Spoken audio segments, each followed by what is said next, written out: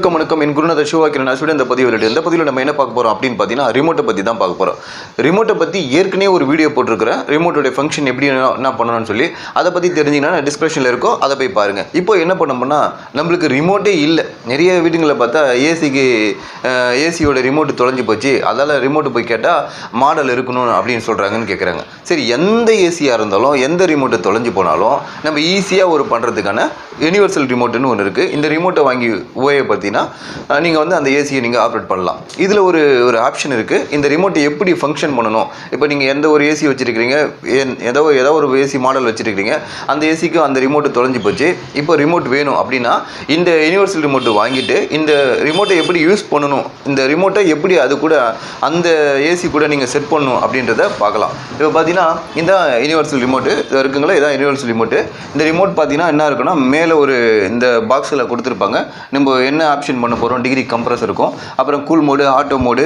இந்த கட்டத்தில் பார்த்தீங்கன்னா கூல் மோடு, ஆட்டோ மோடு எல்லாமே வரும்.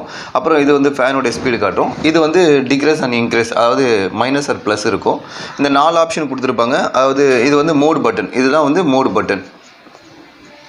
இந்த மோடை நீங்கள் கிளிக் பண்ணினா இங்கே கூல் மோடு, ஆட்டோ மோடுன்னு சொன்ன அந்த மோடெல்லாம் வரும். நீங்கள் அதில் கூல் மோடு தான் செட் பண்ணணும். இதில் முக்கியமான விஷயம் என்னென்னா, இந்த செட் பட்டன் போட்டிருக்காங்க பாருங்கள். இந்த செட்டுன்னு இருக்கும், அதாவது இந்த இதில் செட்டுன்னு இருக்கும். இந்த செட் பட்டனை நீங்கள் கிளிக் பண்ணி அழுத்துனீங்கன்னா இந்த இடத்துல டிஜிட்டல் ஓடும். அதாவது 1 2 3ன்னு அப்படியே ஓடினே இருக்கும். நீங்கள் இந்த செட் பட்டனை அழுத்திட்டு இந்த டிக்ரீஸ் ஆர் இன்க்ரீஸ், அதாவது மைனஸ் ப்ளஸ்ஸு, இதை நீங்கள் அழுத்தினே இருந்தீங்கன்னா இது வந்து இந்த கண்டினியூ, அதாவது கோடு வந்து கண்டினியூ 1லேருந்து ஒரு அப்படியே ஓடினே வரும், கண்டினியூஸாக ஓடும். அப்போ இந்த கண்டினியூஸாக ஓடும் போது இந்த ஆப்ஷன், அதாவது 27லேருந்து 27, 28, இல்லை நீங்கள் மைனஸ் பண்ணிங்கன்னா 25, 24 இந்த மாதிரி வந்து இன்க்ரீஸ் ஆகும். அந்த ஏசியோட நீங்கள் வந்து என்ன பண்ணணும், மிங்கிள் ஆகும்.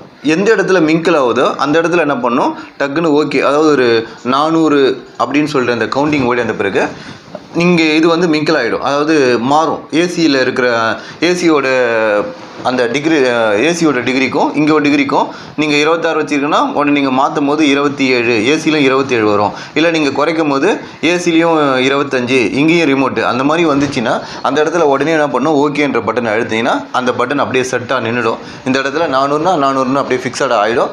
அதுக்கப்புறம் வந்து இந்த ரிமோட் வந்து அந்த ஏசிக்கு ஃபிக்ஸட் ஆகும். இந்த வீடியோ புரியுதுன்னு நினைக்கிறேன் உங்களுக்கு. இதுதான் அந்த ரிமோட்டு. இந்த பட்டன் தான் இருக்கும். இதை நீங்கள் செட்டுன்னு ஒரு பட்டன், இதை ஃபஸ்ட்டு ஆன் பண்ணிட்டீங்க. ஆன் பண்ணிட்டா வந்துருச்சிங்களா, ஏதோ ஒரு மைனஸாக ஏதோ வரும். இப்போ இந்த செட்டுன்ற பட்டன் அழுத்தணும்.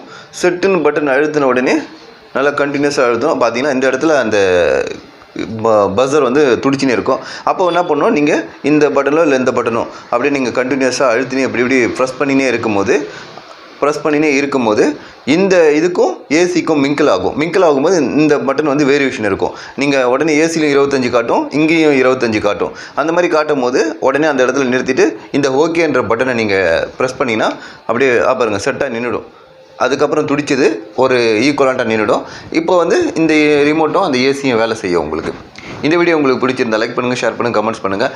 இந்த ரிமோட்டை பற்றி உங்களுக்கு புரியலனா என்னுடைய கமெண்ட் செக்ஷனில் கமெண்ட் பண்ணுங்கள், உங்களுக்கு நான் தெளிவாக விளக்குறேன். நன்றி, வணக்கம்.